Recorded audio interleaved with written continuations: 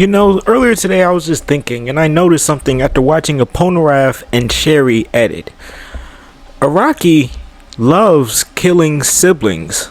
Like, it might be one of his hidden fetishes, like his piss kink and the bug bite fetish, which only one of those two are confirmed. I'll let you guess. But seriously, I was just thinking about all the siblings in JoJo that just die. Whether it be one of them, two of them, or just all of them. Dead. We could start off with the Poochie siblings. Because that was really the first siblings I thought of. Poochie's dead. Weather Report's dead. Pearl is dead. All three of them gone. The Brandos, all of them except Giorno, wiped out. The Hokagekhi family lost one sibling, which was remarkable, honestly. When I was reading part 8, I was like, oh yeah, Joshu's probably dying. Hato's probably dying. I thought Jobin was going to die. But the fact that Jobin was the only one to actually die, if I remember correctly. I might be remembering wrong, but if I remember correctly, he's the only Hokagekhi sibling to actually die. Speaking of part 8, there are two siblings that actually legitimately died, being Kei Nijimura and Yoshikage Kira, or Kei Kira. Both of them got done in the worst way possible. With Yoshikage Kira, obviously, he's one part of Josuke, obviously, which some people may be like, oh, well, he didn't technically die. Nah, he's dead. But Kei Nijimura, the fact that she walked into the room and a fucking stick landed in her head was crazy. Now, with this video, I have two routes I could go down, which both of them are admittedly funny. One of them being that I could talk about Araki's personal life and how he talks extensively on how much he did not like his sisters growing up and how much he felt like they tormented him. Like, literally, you can look at interviews. He said often he felt like he was bullied by his siblings at home. I don't remember if they're older or younger than him, and I'm pretty sure they're twins. I will fact check this. Yep, he has two younger twin sisters, and he's often cited that they are the reason he spent his whole time alone reading manga, which we should all say thank you to them, because they're probably the reason we even got JoJo's Bizarre Adventures in this current day.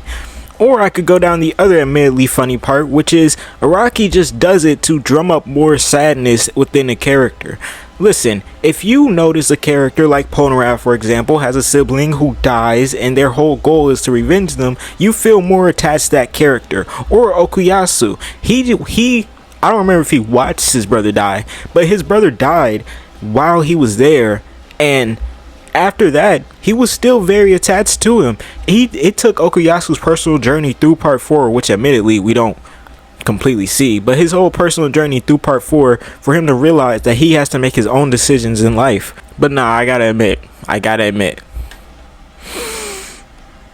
the Araki sisters one is a little bit more funnier, so I'm gonna spend more time on that, because that really implies that Araki just kills siblings in JoJo's because he doesn't like his own siblings. Which, would it be so far-fetched to say Araki does that? Not to all siblings, because of course there's people like the current siblings we have in part 9 that are totally gonna make it to the end. No, they're not.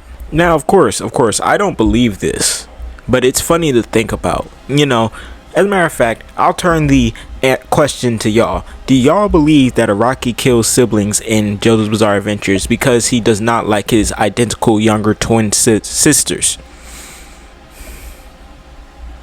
The answer's up to you. But seriously, when you look at most siblings in JoJo's Bizarre Adventures, you notice that in the pattern, well, this is really for most family members in JoJo's Bizarre Adventures, because the more I think about it, yeah, a lot of people had like family members and one mom or a dad maybe dead. Like, for example, look at Caesar. Caesar, he has siblings, if I remember correctly, and they're, as far as we know, all outlived Caesar. So Caesar is technically a dead sibling, but we mainly learn about his father who died. Araki, he has a very special way of working with deaths, and like he's really good at working with character deaths, because then he uses them as a spring pad off the character's motivation, but not completely in their motivation, just another reason for them to be determined, if you understand what I mean. Like, someone who has a sibling and they aren't dead is Koichi, though, one of the most reliable characters in JoJo's Bizarre Adventures. Do with that information what you will. I don't know, I'm just yapping at this point, you know.